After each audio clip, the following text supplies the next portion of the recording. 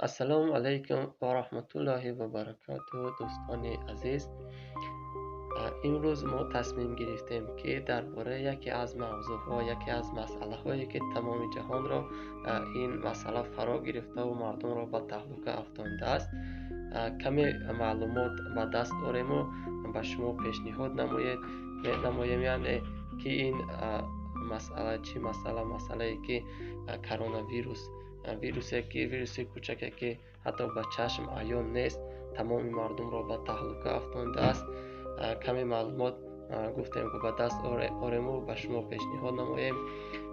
و امروز در جمهوری تاجیکستان که تا حال حالت ویروس به قید گرفته نشده بود، امروز تحت ریاست سروزیر جمهوری تاجیکستان، رئیس ستاد جمهوری تاجیکستان قاهی رسولزاده اوید به پیشگیری از کرونا ویروس جلسه برگزار کرده شد که در جلسه تاکید کرده شد که در جمهوری تاجیکستان وزارت تندرستی و حفظ اهالی جمهوری تاجیکستان تصدیق نمودند که در حدود جمهوری تاجیکستان 15 حادثه بیماری به قید گرفته شد که در ولایت سوق 10 حادثه و در دوشنبه باشد 5 حادثه در نظر داشت کرده شده است و با همین مقصد تاکید کردن به مورد است که از 1 فوریه تا صبح امروز در جمهوری تاجیکستان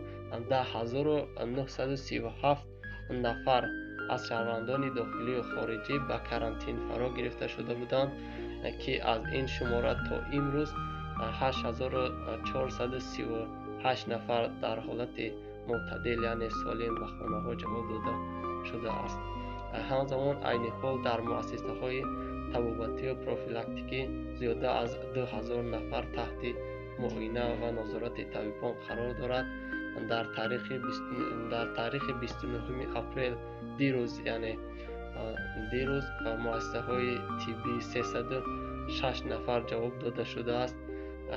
با قرار ستاد جمهوری تاجیکستان پیشگیری و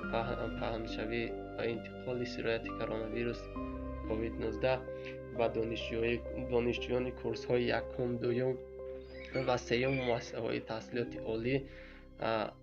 جمهوری تاجیکستان بنابر از خود کردن برنامه های تعلیمی از 4 می سال 2020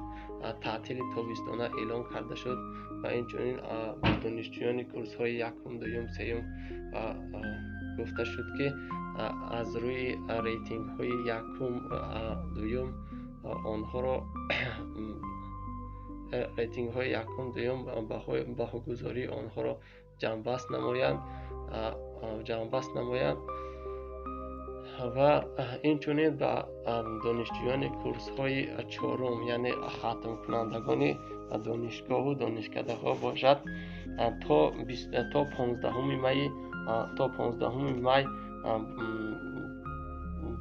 می برای جنبست امتحان های دولتی ختم پیش بینی کرده شده است. و اینچنین باز گفتنی هستم که تمام این ویروسی که در تمام جهان فرا گرفته شده است یکی از ویروس های می باشد که با عایله کرونا ویروس ها داخل می شود که به این عایله 3 ویروس داخل می شود. یکی از آنها این کووید 19 سارس و میرس می باشد. این ویروس ها از عایله زوونوتیکی می باشند که از حیوان ها به انسانیت گذشته‌اند و اینچنین به مورد است که در بار یک خبر پخش شد که از مادر و فرزند گذشته است، یعنی از زنی حامله به فرزندش گذشته است و در مدت وقت تولد فرزند 15 دقیقه پس 50 دقیقه پس کودک فوت کرده شده است، یعنی با بیماری کرونا ویروس. این خبر و پانیک ها بسیار هستند اینها دروغ هستند و گفته می شود که وقتی که ویروس سارس و میرس در در وقت اوجگیریش بود، قید کرده بودند که از مادر به فرزند نمیگذرد و از همین سبب که ویروس کووید 19 نیز به این عائله داخل می شود، از زن حامله گفته می شود که به فرزند نمیگذرد و این چونین در تمام جهان این ویروس پخش شده است که قریب 3 میلیارد قریب 4 میلیارد اهالی را فرا گرفته است و بعدا گفتنی هستم که برای پیشگیری از این ویروس به تمام شما شهروندان و دوستان عزیز گفتنی هم که پوشیدن نقاب ها و این چنین زود شستن دست ها که توسط یاری دهنده گذرانده این ویروس این دست ها می باشند که توسط دست به گوش و گلوبینی وقتی ما می رسانیم این ویروس می گذرد و این چنین گفته می شود که برای پیشگیری در دست های خود یعنی پریچپ که کشیده شود و برای خود را احتیاط نمودن این کارها حتمی باشد، یعنی گیگین شخصی خود را رعایت باید کرد و بازم در این موضوع و مسئله ها در بسیار شبکه های اینترنتی